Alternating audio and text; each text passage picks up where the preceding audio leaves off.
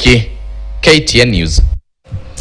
Away from some politics for a bit, and President Uhuru Kenyatta on Friday presided over a military pass-out parade and commissioned an ultra army and prison hospital at the 9 Kenya Rifles Moi barracks in Uasin Gishu County.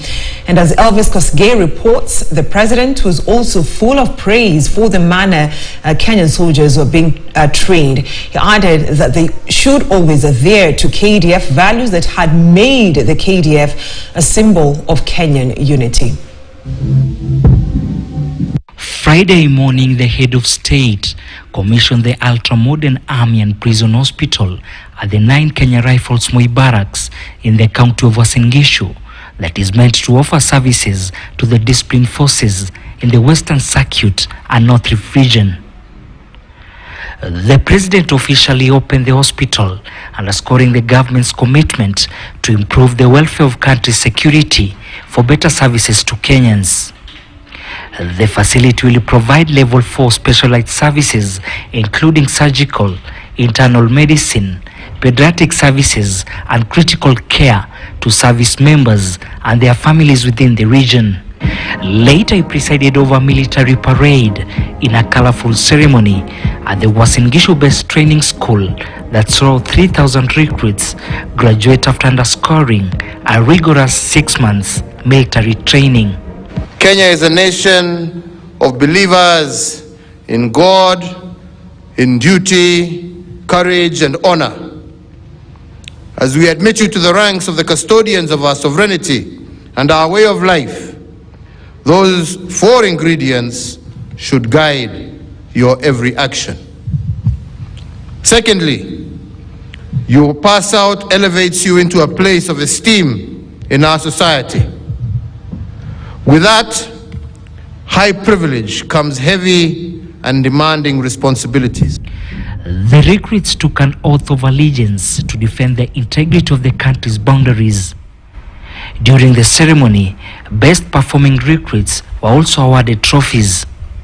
When we tasked you to revive the Kenya Meat Commission, and you did and turned it into a profit-making enterprise in record time. You also did it at the Kenya Shipyard Limited, and today this corporation is poised to be the largest shipyard in sub-Saharan Africa. You did it at the Uhuru Gardens National Monument, and in only 22 months, you did what takes many 10 years. We have seen your service through the Nairobi Metropolitan Service, where residents of Nairobi can now access basic health services. You also did it for the nation when you anchored our national response to COVID-19 pandemic. And in moments of national disasters and civil emergencies, your efforts saved lives and property. So we see it in every day, and we are grateful for that work. The president was also full of praise for the manner Kenya soldiers were being trained. He added that they should always adhere to KDF values that had made the KDF a symbol of Kenya.